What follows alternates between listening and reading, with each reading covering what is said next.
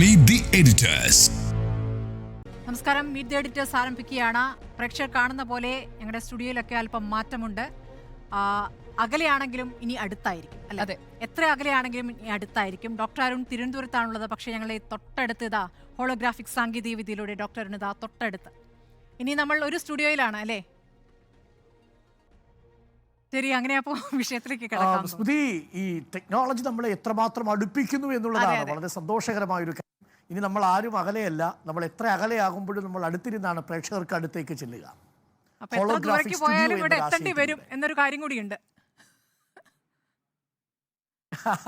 അതായത് ഇനി എനിക്ക് ഒരുപാട് ദൂരേക്ക് പോയാലും നിങ്ങളിൽ ആര് പോയാലും നമുക്ക് എല്ലാവർക്കും സ്റ്റുഡിയോയിൽ 9 മണിക്ക് കൃത്യമായിട്ട് എത്തണം എന്നൊരു മുന്നറിയിപ്പ് കൂടിയാണ് ഈ സാങ്കേതിക വിദ്യ കാരണം നമ്മളിനി എല്ലാ ദിവസങ്ങളും അടുപ്പത്ത് തന്നെ ഉണ്ടാവും.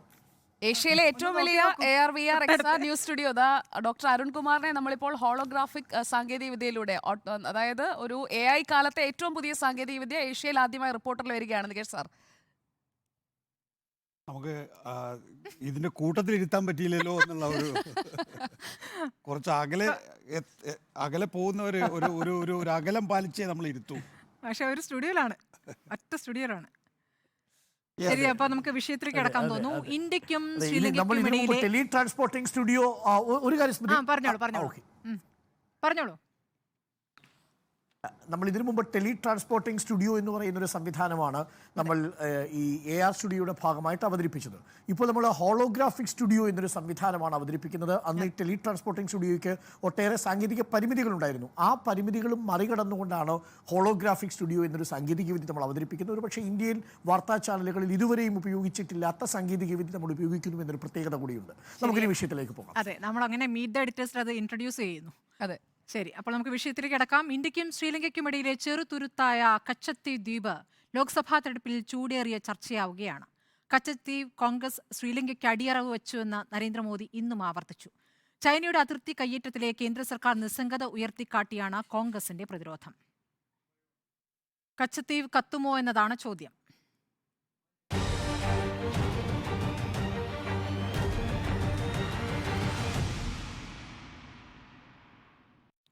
നമുക്ക് 2 ബ്രേക്ക് ഉണ്ട്, 2 വിഷയമുണ്ട്. അപ്പം അതിനനുസരിച്ച് സമയം ചുരുക്കി എല്ലാവർക്കും വേഗത്തിൽ പറയാം. ആദ്യം സുജിയിൽ നിന്ന് തുടങ്ങാം. കച്ചത്തീവ് കത്തുമോ? കച്ചത്തീവ് കത്തിക്കാനാണ് ആ വിഷയം ഇപ്പോൾ ഈ തെരഞ്ഞെടുപ്പ് കാലത്ത് എടുത്തിട്ടത് എന്നുള്ളത് നമുക്ക് എല്ലാവർക്കും വ്യക്തമായ കാര്യമാണ്. അതായത് തെരഞ്ഞെടുപ്പ് സമയത്തെ ഒരു പൊളിറ്റിക്കൽ ടൂളാണ് അത്. ഒരു പീസ് ഓഫ് ലാൻഡ്, 3 പീസ് എന്ന് വേണമെങ്കിൽ അതിനെ പറയാം. Poll, politics and piece of land, ആ രീതിയിലാണ് ഞാൻ ഇതിനെ കാണാൻ ആഗ്രഹിക്കുന്നത്. അപ്പോൾ കച്ചത്തീവ് വിഷയത്തെക്കുറിച്ച് പ്രധാനമന്ത്രിയുടെ എക്സിലെ ഒരു പോസ്റ്റിൽ നിന്നാണ് തുടക്കം. അണ്ണാമലയ്ക്ക് കിട്ടിയ വിവരാവകാശ രേഖ, അതുപോലെ തന്നെ പത്രത്തിൽ വന്ന കാര്യങ്ങൾ, ഇതൊക്കെ കോർത്തിണക്കിക്കൊണ്ട് പ്രധാനമന്ത്രി അത് വിഷയമാക്കുമ്പോൾ അതൊരു തെരഞ്ഞെടുപ്പ് അജണ്ടയായി മാറുകയാണ് എന്ന് തന്നെയാണ് മനസ്സിലാക്കേണ്ടത്. കാരണം 50 വർഷത്തിനിപ്പുറമാണ് ഈ വിഷയം വീണ്ടും ഏറ്റെടുക്കുന്നത്. 1974 ഈ ഒരു ഉടമ്പടി ഒപ്പിടുന്നത് പ്രധാനമന്ത്രി ഇന്ദിരാഗാന്ധിയും ശ്രീലങ്കൻ പ്രധാനമന്ത്രി സിരിമ RD ബന്ദാരനായകയും തമ്മിൽ ഈ ഉടമ്പടി ഒപ്പിടുന്നു. അപ്പോൾ അതിൽ ആൾതാമസമില്ലാതെ കിടക്കുന്ന 285 ഏക്കർ മാത്രം വിസ്തൃതിയുള്ള 1.6 കിലോമീറ്റർ നീളം, 300 മീറ്റർ മാത്രം വീതി, അങ്ങനെയുള്ള ഒരു ചെറു കഷണം ഭൂമിയുടെ ഒരു തുണ്ട് ഈ തെരഞ്ഞെടുപ്പിൽ തമിഴ്നാട്ടിലെ ഒരു തെരഞ്ഞെടുപ്പ് വിഷയമാക്കി മാറ്റുക എന്നത് തന്നെയാണ് പ്രധാനമന്ത്രി ഉദ്ദേശിച്ചതെന്നുള്ളത് വ്യക്തമാണ്. ഈ വർഷം പതിവിൽ നിന്ന് വിഭിന്നമായി നടക്കാതെ പോയത് അവിടെയുള്ള സെയിന്റ് ആന്റണീസ് പള്ളിയിലെ തിരുനാളിന് തമിഴ്നാട്ടിൽ നിന്നുള്ള മത്സ്യത്തൊഴിലാളികൾ സ്ഥിരമായി പോകുന്ന ആ പതിവ് മുടങ്ങിയിരിക്കുകയാണ്. അപ്പോൾ ശ്രീലങ്കയിലെ ജാഫ്ന ജില്ലയുടെ ഭാഗമാണ്, രേഖകൾ പരിശോധിച്ചു കഴിഞ്ഞാൽ ഈ ദ്വീപ് എന്ന് പറയുന്നത്. ഇന്ത്യയുടെയും ശ്രീലങ്കയുടെയും ഇടയിലുള്ള പാക് കടലിടുക്കിലെ ദ്വീപാണ് കച്ചത്തീവ്. അപ്പോൾ അതിൻ്റെ ഒരു അകലം നമ്മൾ പരിശോധിച്ചു കഴിഞ്ഞാൽ അത് വളരെ കൗതുകകരമാണ്. അതായത് രാമേശ്വരത്ത് നിന്ന് 23 കിലോമീറ്റർ മാത്രമേ ഉള്ളൂ. എന്നാൽ ലങ്കയിലെ നെടുന്തീവിലേക്ക് 19 കിലോമീറ്റർ, തലൈമാന്നാർ എടുത്താൽ 37 കിലോമീറ്റർ. അപ്പോൾ സ്ട്രാറ്റജിക് പൊസിഷനാണ്. ഇരു രാജ്യങ്ങൾക്കും അവകാശം ഉന്നയിക്കാൻ കഴിയുകയും ചെയ്യും. പക്ഷേ അവിടെയുള്ള ഏറ്റവും പ്രധാനപ്പെട്ട ഒരു തെളിവായി ഇതായി വരുന്നത് 1905 ഞാൻ നേരത്തെ സൂചിപ്പിച്ച പള്ളി തന്നെയാണ്. ആ സെയിന്റ് ആന്റണീസ് പള്ളി ഒരു പ്രധാനപ്പെട്ട ഫാക്ടറായി മാറുകയാണ്. കാരണം അവിടുത്തെ തിരുനാളിനാണ് ഇവിടെ തമിഴ്നാട്ടിൽ നിന്നുള്ള മത്സ്യത്തൊഴിലാളികൾ സ്ഥിരമായി പോകുന്നത്. അപ്പോൾ അവിടേക്ക് പോകുന്ന ആളുകൾ ആരാണ്? അവർ എത്ര പേർ അവിടേക്ക് യാത്ര ചെയ്യുന്നുണ്ട്, അതൊക്കെ കൃത്യമായി രേഖപ്പെടുത്തി തന്നെയാണ് പോകുന്നത്. ഇത്തവണ വിരുന്നിന് അവർ പോകാതിരുന്നതിൻ്റെ കാരണം 2 മാസം മുൻപ്, അതായത് ഫെബ്രുവരിയിൽ ശ്രീലങ്കയിലെ കെയ്റ്റ്സ് മജിസ്ട്രേറ്റ് കോടതി 2 മത്സ്യത്തൊഴിലാളികളെ ശിക്ഷിച്ചിരുന്നു. അപ്പോൾ അതുകൊണ്ടാണ് 6 മാസത്തെ തടവിന് അവരെ ശിക്ഷിച്ചു. അത് അനധികൃതമായി ഉള്ള GPS സംവിധാനങ്ങളുമായി ശ്രീലങ്കൻ കടലിലേക്ക് അതിക്രമിച്ചു കയറി എന്ന് പറഞ്ഞുകൊണ്ടാണ് അവരെ ശിക്ഷിച്ചത്. അതിൽ പ്രതിഷേധിച്ചാണ് ആ പതിവ്, മത്സ്യത്തൊഴിലാളികൾ അവിടേക്ക് പോകുന്ന ആ പതിവിന് ഒരു വിഘാതം ഇത്തവണ ഉണ്ടായത്. അപ്പോൾ ഉഭയകക്ഷി കരാർ ഉണ്ടാക്കിയ ഇന്ദിരാഗാന്ധിയെ, അതിനു മുൻപ് ജവഹർലാൽ നെഹ്റുവിനെ ഒക്കെ തന്നെയാണ് ഈ കാര്യത്തിൽ ഇപ്പോൾ പ്രധാനമന്ത്രി നരേന്ദ്രമോദി കുറ്റപ്പെടുത്തുന്നത്. ഇതിൽ കച്ചത്തീവ് ഒരിക്കലും ഇന്ത്യയുടെ ഭാഗമായിരുന്നില്ലേ എന്ന ചോദ്യമാണ് ഇതിലെ ഏറ്റവും പ്രധാനപ്പെട്ട പോൾ ക്വസ്റ്റ്യനായി നിൽക്കുന്നത്. അപ്പോൾ കച്ചത്തീവ് ഇന്ത്യയുടെ ഭാഗമായിരുന്നു എന്ന് പറയാൻ സാധിക്കുന്ന രേഖകൾ എന്ന് പറയുന്നത് 17-ാം നൂറ്റാണ്ടിലേക്ക് നമ്മൾ അത്രയും പിന്നിലേക്ക് പോകണം. 17-ാം നൂറ്റാണ്ടിൽ ഈ രാമനാഥപുരം കേന്ദ്രീകരിച്ചുള്ള രാമനാട് രാജ്യം, ആ ചെറുരാജ്യം നിലനിന്നിരുന്ന സമയത്ത് അവർക്ക് ഇതിൻ്റെ നിയന്ത്രണം കൈമാറിയിട്ടുണ്ട് എന്നുള്ള രേഖകളുണ്ട്. അതുപോലെ തന്നെ ബ്രിട്ടീഷ് ഭരണകാലം എടുത്തു നോക്കിക്കഴിഞ്ഞാൽ മദ്രാസ് പ്രസിഡൻസിയുടെ ഭാഗമായിരുന്നു കച്ചത്തീവ് എന്ന രേഖകളുണ്ട്. പക്ഷേ ഇത് കോടതിയിലേക്ക് വരുമ്പോൾ അത് സ്ഥാപിക്കാനായി തയ്യാറാകാത്തത് എന്താണ് എന്നുള്ളതാണ് ഇവിടുത്തെ ഏറ്റവും പ്രധാനപ്പെട്ട ചോദ്യമായി BJP ഉയർത്തുന്നത്. 1905 സ്ഥാപിച്ച പള്ളിയിലെ പ്രാർത്ഥനകൾ തമിഴിലാണ്. അപ്പോൾ അത് തമിഴ്നാട്, ഇന്ത്യ എന്ന രീതിയിൽ അട്രിബ്യൂട്ട് ചെയ്യാൻ കഴിയും എന്നുള്ളതാണ്. അപ്പോൾ ഇതൊരു ഐ ഓപ്പണിംഗ് മൊമെന്റ് എന്ന് പറഞ്ഞുകൊണ്ടാണ് പ്രധാനമന്ത്രി ഈ വിവാദങ്ങൾക്കൊക്കെ തുടക്കമിട്ട് കഴിഞ്ഞിരിക്കുന്നത്. ഇതിൽ ഞാൻ ഇതിൻ്റെ മറ്റൊരു ഭാഗം കൂടി നോക്കിക്കാണാൻ ആഗ്രഹിക്കുകയാണ്. കാരണം ഇതൊരു പൊളിറ്റിക്സ് വെച്ചുകൊണ്ടുള്ള ഒരു പോൾ ടോപ്പിക് എന്നുള്ളതിനപ്പുറത്തേക്ക് ഇന്ത്യയുടെ ഒരു ജിയോ പൊളിറ്റിക്സ്, അതിപ്പോൾ ഈ കടൽ അല്ലെങ്കിൽ കടലിടുക്കുകൾ, കടലിലുള്ള ദ്വീപുകൾ, ഇതിനെ കേന്ദ്രീകരിച്ച് വരുന്ന വിഷയം നമ്മൾ ഈ അടുത്തിടെ ഏറ്റവും കൂടുതൽ ചർച്ച ചെയ്തത് മാലദ്വീപ് വിഷയത്തിലാണ്, മാലിദ്വീപ്, ലക്ഷദ്വീപ്, ഈ 2 ടോപ്പിക് വെച്ചുകൊണ്ടുള്ള ആ ഒരു ജിയോ പൊളിറ്റിക്സ് വന്ന ആ ഒരു സമയം മുതൽ പിന്നീട് അങ്ങോട്ട് എടുത്തിട്ടുള്ള ഓരോ സമയത്തെയും വിഷയങ്ങളിൽ ഇങ്ങനെയുള്ള വിഷയങ്ങൾ എടുത്തിടുന്നത് നമ്മൾ കാണുന്ന ഒരു കാര്യമാണ്. മാൽദീവ്സ്, അതുപോലെ തന്നെ പസഫിക് ദ്വീപുകളിലെ പാപ്പുവ ന്യൂഗിനിയ, അതുപോലെ മൗറീഷ്യസിലെ അഗലേഗ ദ്വീപിലെ ഒരു സംയുക്ത അടിസ്ഥാന സൗകര്യ വികസനം, ഇപ്പോൾ ചർച്ചയായിക്കൊണ്ടിരിക്കുന്ന ജിയോ പൊളിറ്റിക്കൽ ടോപ്പിക്കുകൾ എന്ന് പറയുന്ന അതാണ്. അതിൽ നിന്ന് ഇന്ത്യയിലേക്ക് വന്നു കഴിഞ്ഞാൽ NDA ഇപ്പോൾ ഏറ്റവും കൂടുതൽ ഫോക്കസ് ചെയ്യുന്നത് അങ്ങ് ആൻഡമാൻ, ഇങ്ങ് ലക്ഷദ്വീപ്. അപ്പോൾ ഇതൊരു ജിയോ പൊളിറ്റിക്സിന്റെ ഭാഗം കൂടിയാണ്. കേവലം തമിഴ്നാട്ടിലെ മാത്രം ഒരു പോൾ ടോപ്പിക്കായി ഞാനിതിൽ കാണുന്നില്ല. പിന്നെ ഈ തമിഴ്നാട്ടിൽ എടുക്കുന്ന ഒരു കാര്യം എന്ന് പറയുന്നത് അതൊരു തമിഴ് സെന്റിമെന്റ് ഇൻവോക്ക് ചെയ്യുകയാണ്. അതായത് തമിഴ്നാട്ടിൽ BJPക്ക് വളർന്നേ പറ്റൂ, സീറ്റ് പിടിച്ചേ പറ്റൂ, അതിനവിടെ വേണ്ടത് എന്താണ്? തമിഴ് വികാരമാണ്. അതുപോലെ തന്നെ ഒരു നാഷണൽ ഇൻട്രസ്റ്റ്, ഒരു ദേശീയത എന്ന് പറയുന്നത് അത് ഏറ്റവും കൂടുതൽ ഉയർത്തിപ്പിടിക്കുന്നത് തമിഴൻ എന്നുള്ള ആ ഒരു വികാരം മനസ്സിൽ കിടക്കുന്ന തമിഴ്നാട്ടിലെ ആളുകളാണ്. അപ്പോൾ അവരിലേക്ക് ഇറങ്ങിച്ചെല്ലാൻ ഏറ്റവും നല്ല ആയുധമാണ് കച്ചത്തീവ്. കച്ചത്തീവ് കത്തുമോ എന്നുള്ള ചോദ്യത്തിന് ഉത്തരവും അവിടെ കിടക്കുകയാണ്. അതിലൊരു കാര്യം കൂടി പറഞ്ഞ് ഞാൻ അവസാനിപ്പിക്കാം. നമ്മൾ ഈ തെരഞ്ഞെടുപ്പിലേക്ക് വരുമ്പോൾ തമിഴ്നാട്ടിലെ സീറ്റുകൾ വളരെ ഡിസിസീവ് ആണല്ലോ. 13 ജില്ലകളിലായി 15 മണ്ഡലങ്ങൾ ഈ മത്സ്യത്തൊഴിലാളി വോട്ട് നിർണായകമായ ഘടകമായി മാറുന്നതാണ്. അവിടെ ഈ തമിഴ്നാട്ടിൽ നിന്നുള്ള മത്സ്യത്തൊഴിലാളികളെ സമുദ്രാതിർത്തി ലംഘിച്ചു എന്ന് പറഞ്ഞുകൊണ്ട് ശ്രീലങ്കൻ നാവികസേന സ്ഥിരമായി അറസ്റ്റ് ചെയ്യുന്ന സംവിധാനത്തിനൊരു പരിഹാരം ഉണ്ടാകണമെങ്കിൽ കച്ചത്തീവ് കിട്ടിയേ തീരൂ. ഇതാണ് BJPയുടെ സ്ട്രാറ്റജി. അപ്പോൾ അത് കൃത്യമായിട്ട് അത് എക്സിക്യൂട്ട് ചെയ്യാൻ പ്രധാനമന്ത്രിക്ക് അവിടെ കഴിഞ്ഞിട്ടുണ്ട്. അതായത് ലോഞ്ച് ചെയ്തിട്ടുണ്ട്. ആ ഒരു പോൾ ടോപ്പിക് അവിടെ ലോഞ്ച് ചെയ്തിട്ടുണ്ട്. മത്സ്യത്തൊഴിലാളികളാണ്, തമിഴ്നാട്ടുകാരാണ്, അവരിലേക്ക് വൈകാരികമായ ഒരു വിഷയം ഇറക്കിക്കഴിഞ്ഞാൽ അത് കത്തുന്നതാണ് നമ്മൾ സാധാരണ കണ്ടിട്ടുള്ളത്. ഇതിൽ DMK ഒരു സ്റ്റാൻഡ് സ്റ്റിൽ മൊമെന്റിലാണ്. അടുത്തതായി എന്ത് ചെയ്യണമെന്നുള്ളത് അവർക്കൊരു കൺഫ്യൂഷൻ ഉണ്ടാവും സ്വാഭാവികമായും.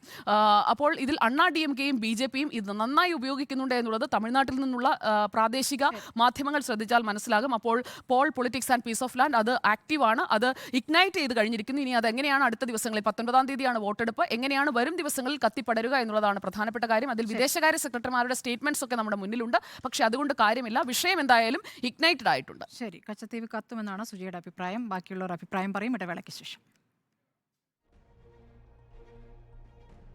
കച്ചത്തീവ് കത്തുമോ എന്നതാണ് ചോദ്യം. കച്ചത്തീവ് കത്തുകയില്ല, തിരിഞ്ഞു കൊത്തുമെന്നാണ് നയതന്ത്ര വിദഗ്ധർ തന്നെ പറയുന്നത്.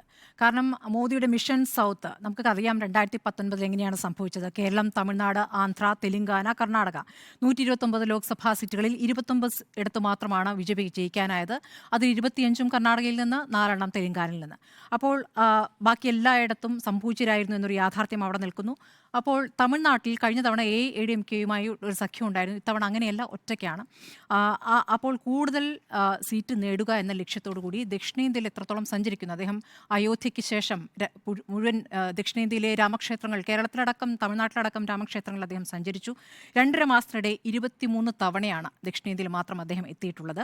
അപ്പോൾ തമിഴ്നാട്ടിൽ മാത്രം 20,000 കോടിയുടെ പദ്ധതികൾ പ്രഖ്യാപിക്കുന്നു. അതിലും അതാണ് ഒരു കാര്യം. പക്ഷെ അതുകൊണ്ട് കാര്യമില്ല. നേരത്തെ സുജയ പറഞ്ഞതുപോലെ കുറച്ചുകൂടി വൈകാരികത ഉണർത്തുന്ന ഒരു വിഷയം കൊണ്ടുവരേണ്ടതുണ്ട് എന്നുള്ളതുകൊണ്ടാണ് കച്ചയത്തീവ് എടുക്കുന്നത്. അപ്പോൾ നമ്മുടെ മുന്നിലുള്ള യാഥാർത്ഥ്യം എന്താണ്? കർണാടകയിൽ ലോക്സഭാ തെരഞ്ഞെടുപ്പിൽ BJP ജയിക്കുമെന്നുള്ള പ്രതീക്ഷയുണ്ടെങ്കിലും അവിടെ ചേരിപ്പോര് എന്നൊരു പ്രധാനപ്പെട്ട ഘടകം നിൽക്കുന്നു. ആന്ധ്രയിൽ TDPയും ജനസേവാ പാർട്ടിയും വലിയ നേട്ടമുണ്ടാക്കി തരുമെന്നുള്ള പ്രതീക്ഷയില്ല. തെലങ്കാനയിലും കർണാടകയിലും ഇത്തവണ കോൺഗ്രസ് ആണ് ഭരിക്കുന്നത് എന്നൊരു യാഥാർത്ഥ്യം കൂടി നിൽക്കുന്നു.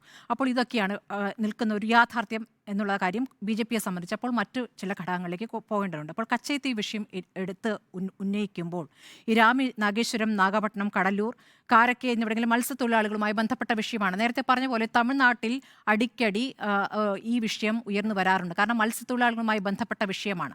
നേരത്തെ പറഞ്ഞ പോലെ 1974 ഇന്ത്യയുടെ കാലത്താണ് കരാർ ഉണ്ടായതെങ്കിലും 21 തന്നെ മത്സ്യബന്ധന അതിര് സംബന്ധിച്ചൊരു സർവേ ഒക്കെ നടക്കുകയും അതിന്മേലൊരു തീരുമാനം ഉണ്ടാവുകയും ചെയ്തിരുന്നു. പക്ഷേ രേഖാമൂലമുള്ള 2 സർക്കാരുകൾ തമ്മിലുള്ള ഒരു കരാർ വന്നത് 74 അതനുസരിച്ച് മീൻപിടുത്തത്തിന് അവകാശം ഉറപ്പുവരുത്തിയിരുന്നു. അതോടൊപ്പം തീർത്ഥാടകർക്ക് അവിടെ പാസ്പോർട്ടും രേഖകളൊന്നും ഇല്ലാതെ പോകാമെന്നുള്ള ഉറപ്പ് ലഭിച്ചു. പക്ഷേ 76 അന്തിമ കരാറായപ്പോഴേക്കും ഈ വ്യവസ്ഥ അങ്ങ് പോയി. അതായത് മത്സ്യത്തൊഴിലാളികൾക്ക് മത്സ്യബന്ധനം നടത്താമെന്നുള്ള കരാർ അങ്ങ് ഇല്ലാതെയായി. വലയുണക്കാനും ദേവാലയ സന്ദർശനത്തിനും മാത്രം പോകാമെന്നൊരു കാര്യം മാത്രമായി മാറുന്നു. അതോടുകൂടിയാണ് അവിടെ പ്രശ്നമുണ്ടായത്. പിന്നെ ഈ മത്സ്യത്തൊഴിലാളികളെ ശ്രീലങ്ക പിടികൂടുന്ന സാഹചര്യം അത് കച്ചത്തീവ് മാത്രം ആയ വിഷയമല്ല. അപ്പോൾ കച്ചത്തീവിലേക്ക് മാത്രമാക്കി അത് കൊണ്ടുവരികയാണ്.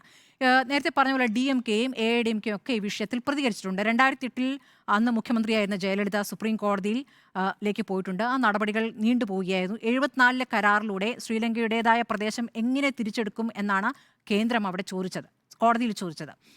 കച്ചത്തീവ് തിരിച്ചുപിടിക്കാൻ യുദ്ധം ചെയ്യേണ്ടി വരുമെന്ന് 2014 അറ്റോർണി ജനറൽ മുകുൾ റോത്തക്കി പറയുകയാണ് കോടതിയിൽ. യുദ്ധം ചെയ്യേണ്ടി വരുമെന്ന് പറയുന്നത് 2014 ക്രിസ്ത്യൻ മത്സ്യത്തൊഴിലാളികളുടെ ആരാധനാമൂർത്തിയായ അന്തോണിസ് പുള്ളിയാൻ്റെ പള്ളിയുണ്ട് അവിടെ എന്നുള്ളതാണ് ഇവിടുത്തെ ക്രിസ്ത്യൻ മത്സ്യത്തൊഴിലാളികളെ സംബന്ധിച്ച് ഏറ്റവും പ്രധാനപ്പെട്ട ഒരു കാര്യമായിരിക്കുന്നത്. പക്ഷേ എല്ലാ തവണയും അവിടെ ഈ പറഞ്ഞതുപോലെ മത്സ്യത്തൊഴിലാളികൾക്ക് അവർക്ക് പോകാനുള്ള അനുവാദമുണ്ട്. 3000-ഓളം പേരൊക്കെ കഴിഞ്ഞ വർഷവും പോയിരുന്നു. 2500 പേർ പിന്നീട് പോയി. പക്ഷേ ഈ കഴിഞ്ഞ വർഷം സംഘർഷങ്ങൾ ഉണ്ടായ ശേഷം പോയിട്ടില്ല. അതാണ് ഒരു പ്രധാനപ്പെട്ട വിഷയം. പിന്നെ ഈ നെഹ്റുവിൻ്റെ കാലത്തെ വാദമൊക്കെ പറയുമ്പോൾ, ഇന്ദിര വിട്ടുകൊടുത്തായൊക്കെ പറയുമ്പോൾ ഈ BJPയുടെ കാലത്തും പറഞ്ഞ കാര്യങ്ങൾ നമ്മുടെ മുന്നിൽ രേഖയായി തന്നെ നിൽക്കുകയാണ്. ജയശങ്കർ വിദേശകാര്യ സെക്രട്ടറി ആയിരുന്ന കാലത്ത് സുഷമ സ്വരാജ് വിദേശകാര്യ മന്ത്രിയായിരുന്ന 2015 ജനുവരി 27 രേഖാമൂലം നൽകിയ മറുപടിയിൽ പറയുന്നത് ഇന്ത്യയുടെ ഭൂപ്രദേശം ഏറ്റെടുക്കുന്നതോ വിട്ടുകൊടുക്കുന്നതായ ഒന്നും ഇല്ല. അതിർത്തി നിർണ്ണയിക്കപ്പെട്ടിരുന്നില്ല. സമുദ്രാതിർത്തിയുടെ ശ്രീലങ്കൻ ഭാഗത്താണ് ഈ കച്ചത്തീവ് എന്ന് കൃത്യമായി പറയുകയാണ്. 2014 22 കാലത്തും സമാനമായ മറുപടികൾ കേന്ദ്ര സർക്കാരിൽ നിന്ന് വന്നിട്ടുണ്ട്. അപ്പോൾ ഇതിപ്പോൾ കോൺഗ്രസിനെ കുറ്റപ്പെടുത്തുന്ന ഒരു കാര്യമില്ല. കാരണം BJP ഭരിക്കുന്ന കാലത്ത് BJP മന്ത്രി തന്നെ പാർലമെന്റിൽ പറഞ്ഞ മറുപടിയാണിത്. 2017 മാർച്ച് 15 VK സിംഗ് മറുപടി പറയുന്നു. ശ്രീലങ്കൻ സർക്കാർ ഇന്ത്യൻ മത്സ്യത്തൊഴിലാളികളെ അറസ്റ്റ് ചെയ്യുന്ന പ്രശ്നം കച്ചത്തീവുമായി ബന്ധപ്പെട്ടതല്ല എന്നാണ് പറഞ്ഞിട്ടുള്ളത്. പിന്നെ പറയുന്നത് എന്താണ്? മോദി പറഞ്ഞുകൊണ്ടിരിക്കുന്നതാണ് സ്റ്റാലിൻ DMKക്ക് ഇതിൽ താല്പര്യമില്ല എന്നുള്ളതാണ്. അങ്ങനെയല്ല. സ്റ്റാലിൻ കഴിഞ്ഞ വർഷം ദ്വീപ് വീണ്ടെടുക്കാൻ ആവശ്യപ്പെട്ട് കത്ത് കേന്ദ്രത്തിന് അയച്ചിരുന്നു. ആ കത്ത് DMK പുറത്തു വിടുന്നുമുണ്ട്.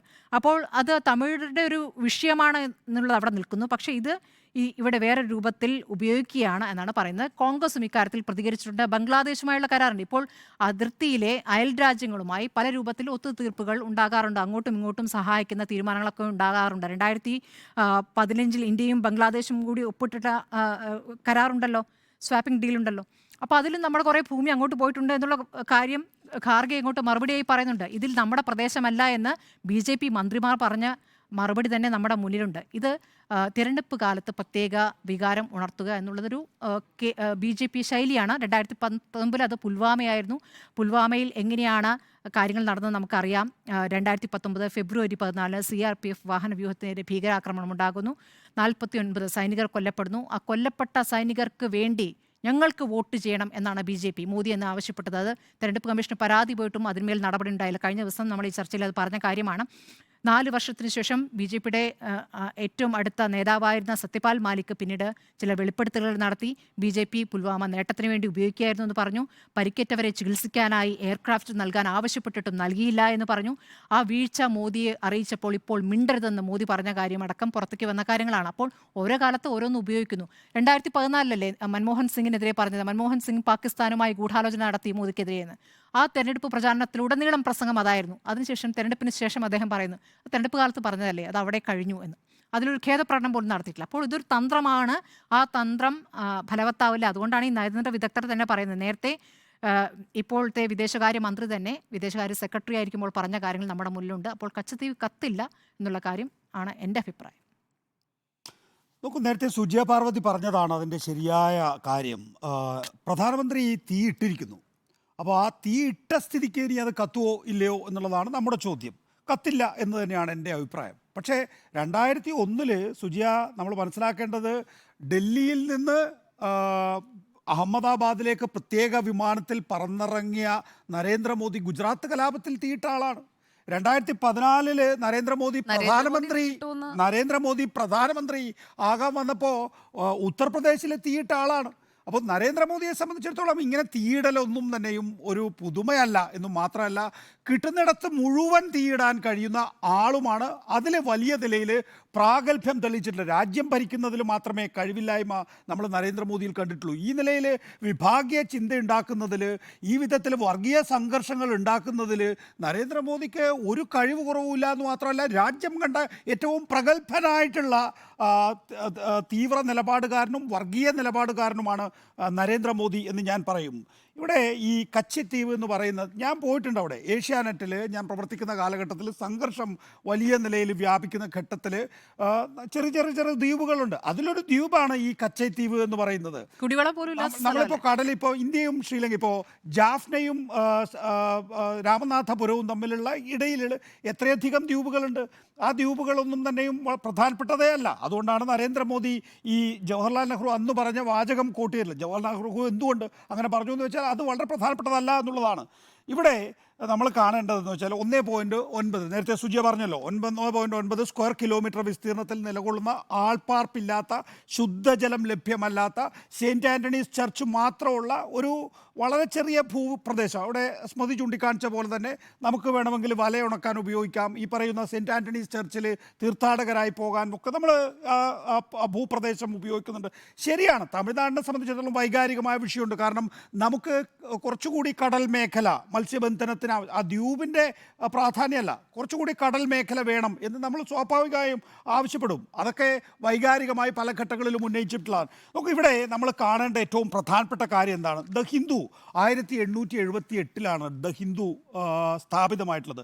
ദ ഹിന്ദുവിൻ്റെ എഡിറ്റോറിയൽ ഇന്ന് വളരെ ഖണ്ഡിതമായി, ഞാൻ വിദേശകാര്യ സെക്രട്ടറിമാരെ പോലും കോട്ട് ചെയ്യുന്നില്ല, ഹിന്ദു എന്ന് പറയുന്നത് തെരഞ്ഞെടുപ്പ് നേട്ടത്തിന് വേണ്ടി ഇത്തരത്തിലുള്ള കണ്ടൻഷ്യസ് മാറ്റർ ഉപയോഗിക്കുന്നത് അൺഹെൽത്തി ആയിട്ടുള്ള ട്രെൻഡാണ് എന്നുള്ളതാണ്. ഹിന്ദു അതിൻ്റെ എഡിറ്റോറിയൽ അവസാനിപ്പിക്കുന്നത് എങ്ങനെയാണ്?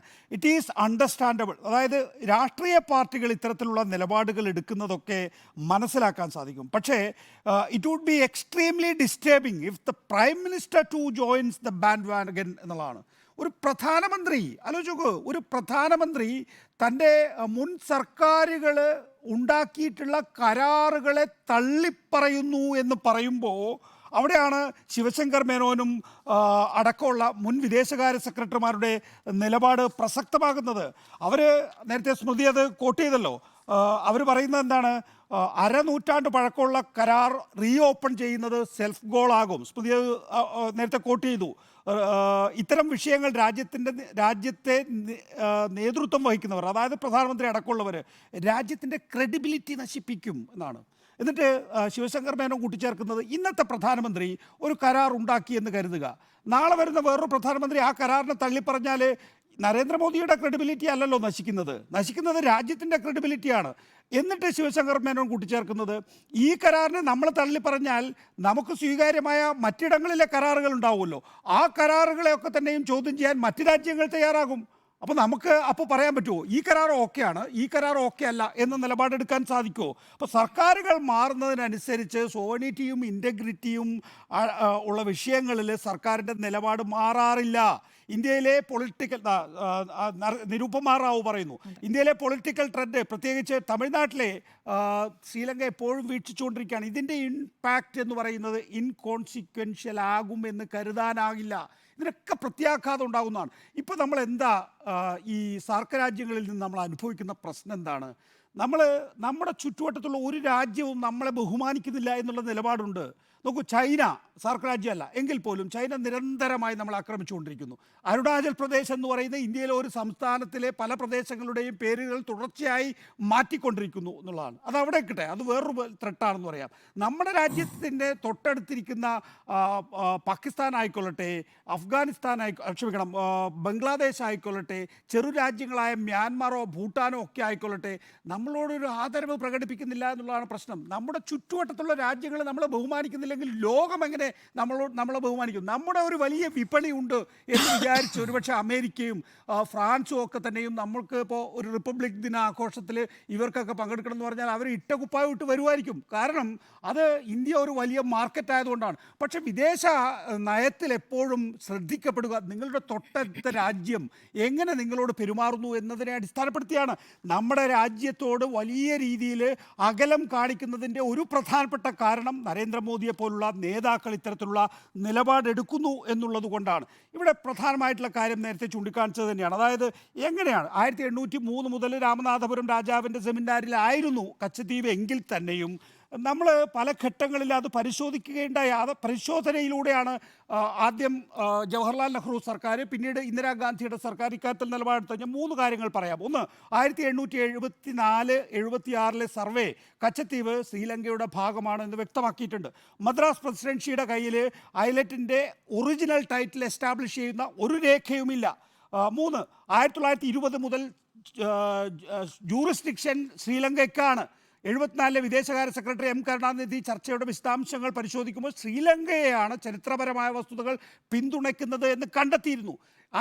പിന്നെയാണ് ഈ രാമനാഥപുരം രാജാവിൻ്റെ സെമീൻഡാറിൽ, അത് 1803 അത് കഴിഞ്ഞതിന് ശേഷം ഒരുപാട് വെള്ളം ഈ പറയുന്ന കടലിടുക്കിലൂടെ ഒഴുകി എന്നുള്ളത് കൊണ്ട് തന്നെ നമുക്ക് ആ മേഖലയിൽ നോക്കൂ, 1976 ശേഷം ഇന്ത്യ ശ്രീലങ്ക ബന്ധം മെച്ചപ്പെടാനുള്ള പ്രധാനപ്പെട്ട കാരണം നമ്മൾ കച്ചദ്വീപ് വിട്ടുകൊടുത്തു എന്നുള്ളത് കൊണ്ട് കൂടിയാണ്. ചെറിയ ഭൂവിഭാഗമുള്ള ശ്രീലങ്കയെ സംബന്ധിച്ചിടത്തോളം വലിയ ഭൂവിഭാഗമുള്ള ഇന്ത്യ വിട്ടുവീഴ്ച ചെയ്തു എന്നതിൻ്റെ അടിസ്ഥാനത്തിലാണ് നമുക്ക് ഈ മേഖലയിലെ മെച്ചപ്പെട്ട ബന്ധം ശ്രീലങ്കയുമായി ഉണ്ടാക്കാൻ കഴിഞ്ഞിട്ടുള്ളത്. നാളെ എന്താ സംഭവിക്കാൻ പോകുന്നത്?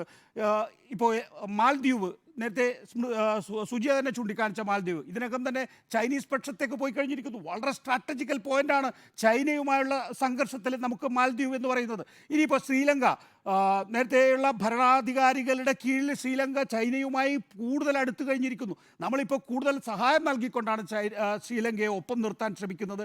ഇനിയിപ്പോൾ ഈ നരേന്ദ്രമോദിയുടെ ഈ കെടുതി മൂലം സ്വാഭാവികമായിട്ടും ശ്രീലങ്കയ്ക്ക് ഇക്കാര്യത്തിൽ നിലപാടുണ്ടാകും. അതുകൊണ്ട് ഒരു സാധാരണ രാഷ്ട്രീയക്കാരൻ എടുക്കാൻ പാടില്ലാത്ത നിലപാടാണ് ഇന്ത്യയുടെ ഏറ്റവും ഉയർന്ന എക്സിക്യൂട്ടീവ് എടുത്തിരിക്കുന്നത് എന്നുള്ളത് കൊണ്ട് തന്നെ ഇത് ഒട്ടും അംഗീകരിക്കാൻ കഴിയില്ല. മുൻകാലങ്ങളിൽ എപ്പോഴെങ്കിലും നമുക്ക് ഈ ചർച്ചയിലിരിക്കുന്ന 4 പേരോട്, ഞാൻ അടക്കമുള്ള 4 പേർക്ക് എപ്പോഴെങ്കിലും നമ്മളുടെ മുൻ സർക്കാർ ഉണ്ടാക്കിയിട്ടുള്ള ഒരു കരാറിനെ ഒരു പ്രധാനമന്ത്രി തള്ളി പറഞ്ഞിട്ടുണ്ടോ? നോക്കൂ, അവിശ്വാസ പ്രമേയ ചർച്ച വരുന്ന സമയത്ത് 17 തവണ ജവഹർലാൽ നെഹ്റുവിനെ തള്ളിപ്പറയുന്നത് പോലെയല്ല മുൻ സർക്കാരിൻ്റെ കാലത്തെ കരാർ തള്ളിപ്പറയുന്നത് എന്ന് മനസ്സിലാക്കാനുള്ള രാഷ്ട്രീയ ബുദ്ധി യഥാർത്ഥത്തിൽ നരേന്ദ്രമോദി കാണിക്കേണ്ടതായിരുന്നു. തമിഴ്നാട്ടിലെ ചില്ലറ വോട്ടുകൾ 19-ാം തീയതി തെരഞ്ഞെടുപ്പിന് പോകുമ്പോൾ തമിഴ്നാട്ടിലെ ചില്ലറ വോട്ടുകൾക്ക് ഒരു പ്രധാനമന്ത്രി ഇങ്ങനെ തരം താഴരുതായിരുന്നു. തീർച്ചയായും അത് പ്രധാനപ്പെട്ട ചില പോയിന്റ്സ് ആണ് എം വി നികേഷ് കുമാർ ചൂണ്ടിക്കാണിച്ചത്. ഡോക്ടർ അരുൺ. സ്മൃതി, ഞാൻ ഈ വിഷയത്തെ സമീപിക്കുന്നത് ഈ കച്ചദ്വീപ് വിഷയത്തെക്കുറിച്ച് പറയുമ്പോഴും എപ്പോഴൊക്കെ രാജ്യാതിർത്തികളെക്കുറിച്ച് പറയുമ്പോഴും അത് ആഭ്യന്തര രാഷ്ട്രീയത്തിൽ വോട്ട് ബാങ്ക് രാഷ്ട്രീയത്തിന് ഒരു പ്രധാനപ്പെട്ട ഇന്ധനമായി ഭരണകൂടം കണക്കാക്കുമ്പോഴെല്ലാം നമ്മൾ ഒ വി വിജയനെ ഓർമ്മിക്കാറുണ്ട്. ധർമ്മപുരാണത്തിൽ രാജാവ് ജനങ്ങളെ ഭയന്നു തുടങ്ങുമ്പോൾ സ്വാഭാവികമായും അതിർത്തിയിൽ യുദ്ധമുണ്ടാവാറുണ്ട്, അതിർത്തി പ്രദേശങ്ങളുമായിട്ട് സംഘർഷമുണ്ടാവാറുണ്ട്, അതിർത്തി പ്രദേശങ്ങളെക്കുറിച്ച് നമുക്ക് സംശയം വരാറുണ്ട്.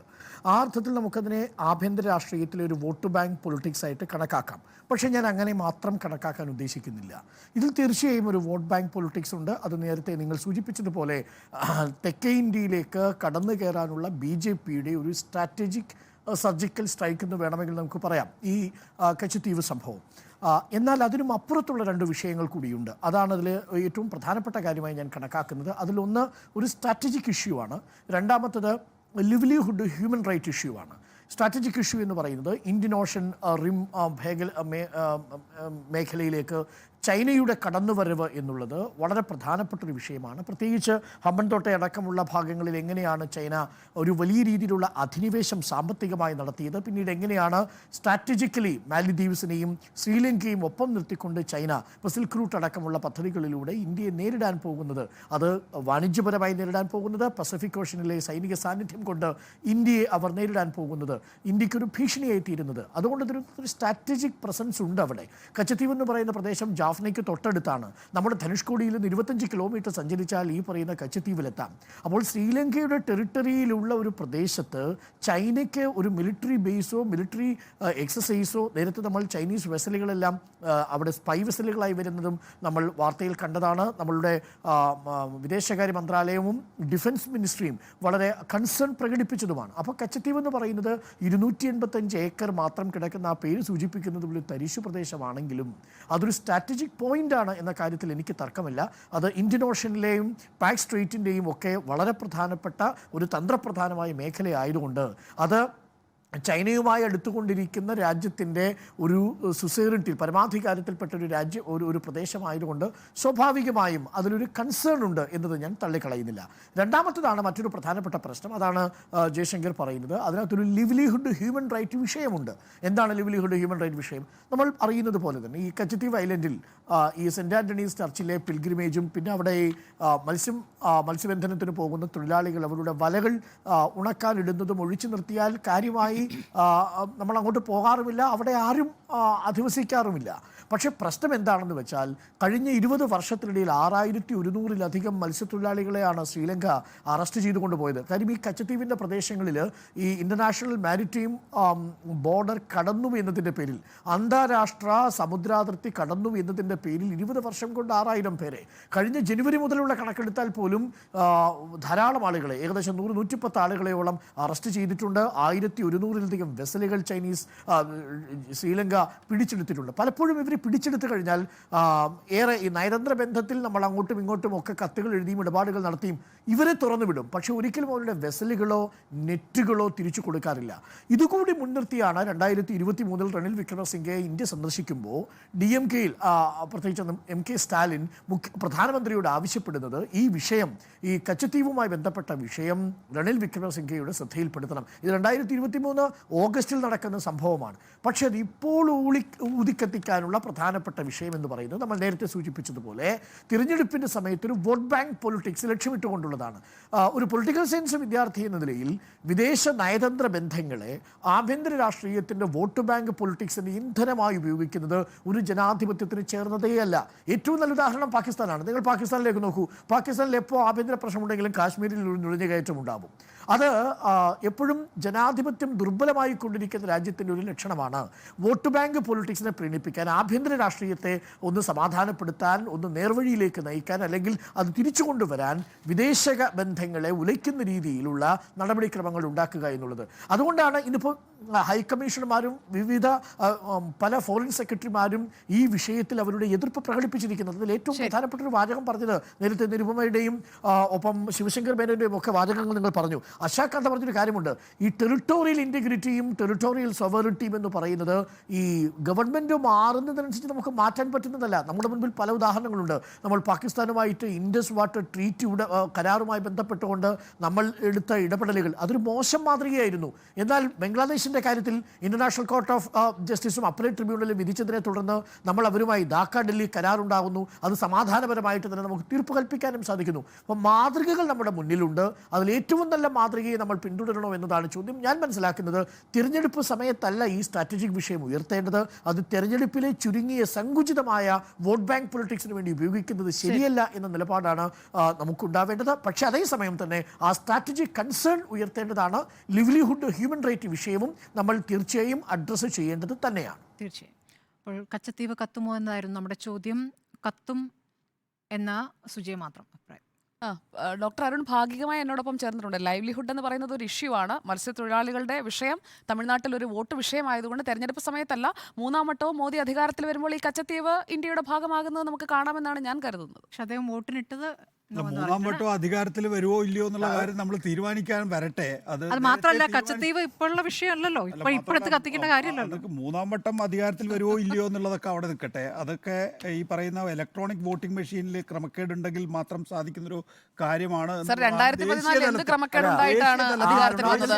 അപ്പോൾ 2014 UPA ക്രമക്കേട് നടത്തിയപ്പോഴായിരിക്കും വന്നത്. അല്ല നമ്മുടെ പരാതിയില്ല. ഗാൽവൻ കുന്നിലെ പ്രതിരോധത്തിന് ചില പ്രശ്നങ്ങളുണ്ട്, അത് നമ്മളൊന്ന് പരിഹരിക്കൂ.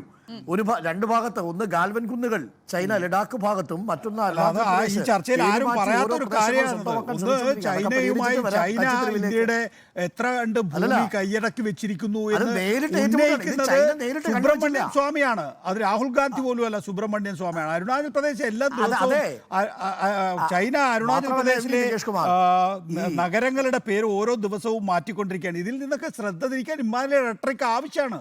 ശരി, നമ്മുടെ സമയം കഴിഞ്ഞുകൊണ്ടാണ് ഇത് ചൈനയൊന്നും ഒരു പക്ഷെ കണ്ണുവെച്ചിട്ടുണ്ടാവില്ല. കണ്ണുവെച്ച് പേര് മാറ്റിക്കൊണ്ടിരിക്കുന്ന അരുണാചൽ പ്രദേശിലെ ഭാഗങ്ങളുണ്ട്, അതൊക്കെ തിരിച്ചെടുക്കൂ ആദ്യം, എന്നിട്ട് മതി നമുക്ക് ഈ പാവം കച്ചിത്തുരുത്തിലോട്ട് പോകുന്നത്. ഒരു പള്ളി മാത്രമേ ഉള്ളൂ. കച്ചിത്തുരുത്താണത്.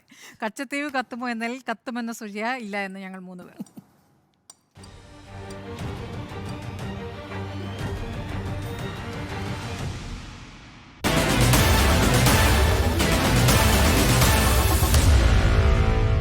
Meet the editors.